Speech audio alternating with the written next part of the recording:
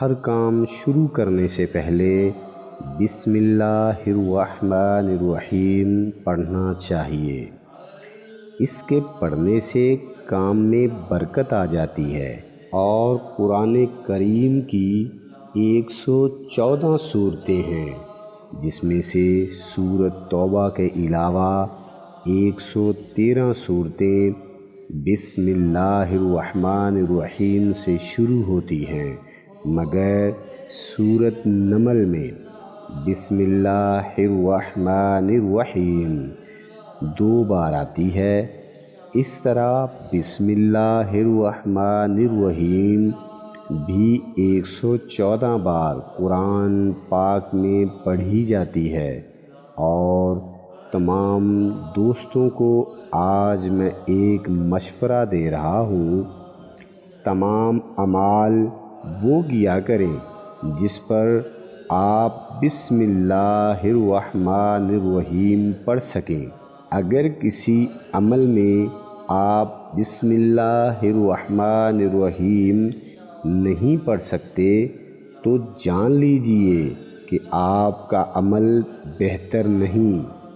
دوستو، میں آپ کو برکتوں رحمتوں سے بھرپور آج بسم اللہ الرحمن الرحیم کا وظیفہ بتانے لگا ہوں، جس سے تنگ دستی، گھریلو ناچاکی، شر، آفت، بیماری، جادو، جنات سے حفاظت کرے گا۔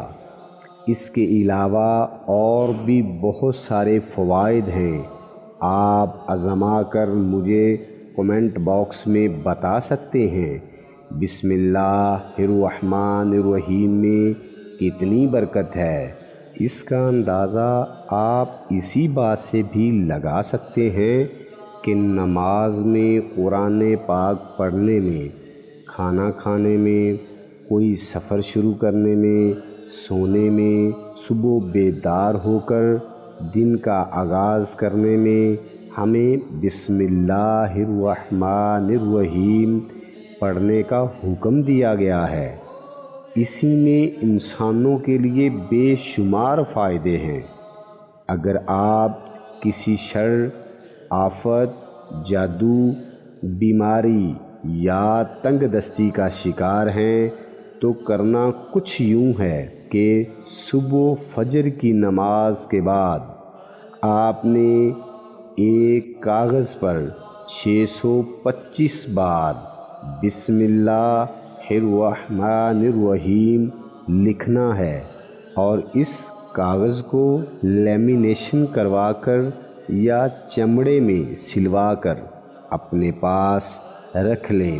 انشاءاللہ اس کے فائدے آپ خود ہمیں کمنٹ باکس میں آ کر بتائیں گے اور دعا میں ہمیں بھی شامل رکھیں گے انشاءاللہ۔